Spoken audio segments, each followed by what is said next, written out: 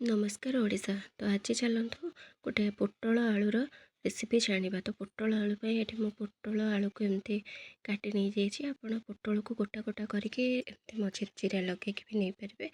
आलू चाहिए स्किप भी करें। ये जहाँ जहाँ मसला तेल लंका गुंड लुण पियाज अदा रसुण पियाज बटा टमाटर चिकेन मसला ता सहित टिके धनिया गुंड हलदी सब जिनस ना आपण पसंदर मसला नहीं पारे। तो ये मुझे रखी नहीं।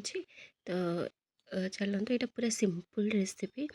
तो देखो फास्ट कौन करवा ना पोटल आलू को ये भाजी ने भलसे सब मन रखिए आलूटा को पूरा लाल करके भाजबे पोटलटा को भाजबे बट पोटलटा को ना पूरा एकदम से माने लाल करदेवे माने पूरा एमती कौन कहले पूरा बड़ीता भाया पोटल भाजबे पोटल जस्ट टे ब्राउन कलर जाए भाजबे कहीं पोटल अति भाजीगले ना चोपाड़िया चोपाड़िया लगे। तो ये देखो कड़े टे तेल नहीं गले तो तेल ये पियाज भाजीदेली यही तरकारी ना पियाजटा को पूरा एकदम भी जारीदेवे। देखिए पियाज टे जस्ट गोल्डन ब्राउन हवा दरकार। तो टे गोल्डन ब्राउन हो गले ना तो भल माने पियाज एमती गोटा गोटा टे रही पाटिक आसो से तार भी अलग टेस्ट थाए। तो ये पियाज गोल्डन ब्राउन पर टमाटो पकईदेली टमाटो को टिके सफ्टनेस करने के लुण पकईदेली लुण पकई खड़ीघाटा को एमती करदे ना टमाटोटा बहुत जल्दी सीझी जाए। तो ये टमाटो गुड़ा फिटिगला आम ये रेड चिली पाउडर नहीं। तो मुझे रेड चिली काश्मीरी चिली दुईटा को मिक्स कर नहीं जाइए। तो तेल और टमाटो दिहरे आग जदि आम टे लंका गुंड को फ्राए कर नवा ना तो कलरटा बहुत मस्त आसे। तो देखो ये मिसीगला।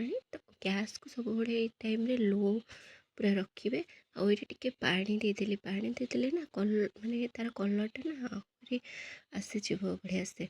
तो ये लंका और टमाटो सबको ये कर सारापर ये कौन करे ना लुण हलदी दे दिए लंका गुंड पकई सारापर टे पानी दे सारापर हलदी आ लुण भी मो स्वाद अनुसार मुझे हिं देदी कहीं मोर रोषे करके जेहेतु हाबिट गला। तो मुझे अनुमान करनी आम तरकारी केते क्वांटिटी लुण पड़े आम हिसाब से आमको लुण हो।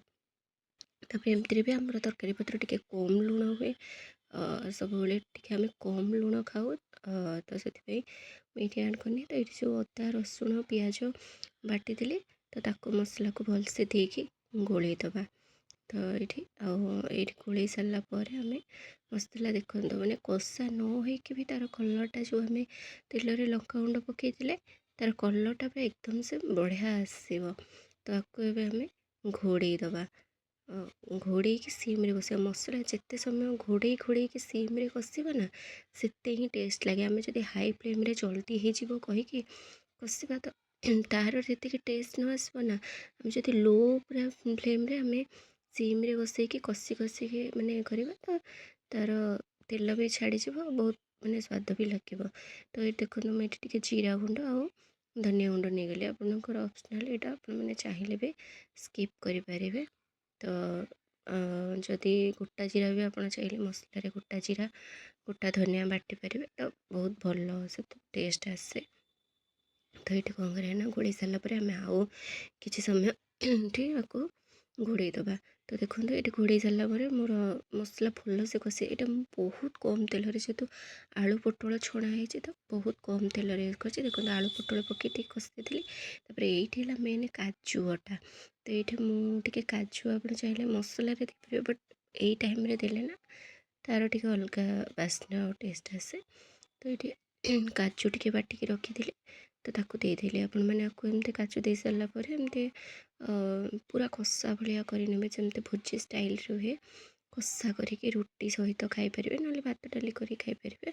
बट आम समस्त टे ग्रेवी दरकार तो मुझे यहाँ चुकचुकिया ही करेंगे। तो बहुत भल लगे यार झोलटा बहुत भल लगे जेहेतु काजू बटा दिखाई। तो देखो प्रोसेसटा भी एमती और लुकटा भी देखो केते बढ़िया देखा जाऊँगी ना। तो काजू बटा दी सारापर आम आउ कि समय आपको घोड़े दबा घोड़े सारापर देखो ये आमर आलू छणा होता और पोटल भी छणा होता। तो ये 99% आ भितर सीझीगला। तो ଏବେ ଆମେ କ'ଣ କରିବା ନା ଏଇଠି ଆମେ ସବୁବେଳେ ଟ୍ରାଏ କରିବେ କି ଏମିତି କଷି ସାରିଲା ପରେ ନା ଗରମ ପାଣି ଦେବା ପାଇଁକି। ଯଦି ଆମେ ଥଣ୍ଡା ପାଣି ଦେବା ନା ତ ତରକାରୀଟା ଟିକେ ପାଣିଚିଆ ଅଂଶ ଆସିବ, ବହୁତ ଟାଇମ୍ ଫୁଟେଇବାକୁ ବି ପଡ଼ିବ। ଯଦି ଆମେ ଗରମ ପାଣି ଦେବା ନା ତ କ'ଣ ହେବ ନା ମସଲାଟା ପାଣିଚିଆ ଲାଗିବନି, ଆଉ ଫୁଟିବାକୁ ଟାଇମ୍ ବି ନେବନି, ଆଉ ତରକାରୀର ଗୋଟେ ଟେଷ୍ଟ ବି ଆସିବ। ଏଇଠି ମୋର ଆଳୁ ପୋଟଳ କଷା ହେଇଗଲା, ତ ମୁଁ ଏଇଠି ଗରମ ପାଣି କରିକି ରଖିଥିଲି। ତ ଯେତିକି ହିସାବରେ ଆପଣଙ୍କର ଝୋଳ ଦରକାର କି କଷା ଖାଇବେ କି ଚୁକୁଚୁକିଆ ଖାଇବେ, ଆପଣଙ୍କ ହିସାବରେ ଆପଣ ପାଣି ଦେବେ। ତ ମୋର ଟିକେ ଝୋଳବାଲା ଦରକାର ଥିଲା, ତ ମୁଁ ସେଇ ହିସାବରେ ଏଇଠି ପାଣି ଦେଇଥିଲି। ତ ପାଣି ଦେଇକି ଆକୁ କିଛି ସମୟ ଫୁଟେଇଦେବା। ଫୁଟେଇ ସାରିଲା ପରେ ଦେଖନ୍ତୁ ଏଇଠି ମୋର ହେଇଗଲାଣି। ତ ଆମେ ଏଇଠି କ'ଣ କରିବା ନା ଗରମ ମସଲା ଦେଇଦେବା। ତ ଗରମ ମସଲା ବିନା ତ କୌଣସି ତରକାରୀର ଏଣ୍ଡିଙ୍ଗ ହିଁ ନାହିଁ। ଗରମ ମସଲା ବିନା, ସତ କହିଲି ନା, ବିନା ଗରମ ମସଲାରେ କୌଣସି ତରକାରୀର ଏଣ୍ଡ ହିଁ ନାହିଁ। ତରକାରୀର ଏଣ୍ଡ ମାନେ ଗରମ ମସଲା। ତ ଏଇଠି ଦେଖନ୍ତୁ ମୋର ଟେଷ୍ଟି ପୋଟଳ ତରକାରୀ ରେଡ଼ି। ତା ସହିତ ମୁଁ ଆଜି ଲଞ୍ଚରେ ବହୁତ ସାରା ଜିନିଷ ବନେଇଥିଲି। ଭାତ ଆଉ ପୋଟଳ, ଡାଲି, କଲରା ଆଳୁ ଭଜା। ଆଉ ଏଇଠି ସ୍ପେଶିଆଲି ହେଲା ହେଉଛି ମୋର ବନେଇଥିଲି ସଜନା ଶାଗ ଭଜା। ସଜନା ଶାଗ ଭଜା ତ ବହୁତ ଟେଷ୍ଟି ହେଇଥିଲା ଶାଗଟା। ଆଉ ଏଇଟା ରହିଲା ଆଜିର ଲଞ୍ଚ। ଯଦି ଭିଡ଼ିଓ ଭଲ ଲାଗେ ଆପଣମାନେ ଲାଇକ୍, ସେୟାର ଆଉ ସବସ୍କ୍ରାଇବ୍ କରିବେ, ଆଉ କମେଣ୍ଟରେ କହିବେ ଆପଣଙ୍କୁ କେଉଁ ରେସିପିଟା ଦେଖିବାକୁ ଇଚ୍ଛା ହେଉଛି।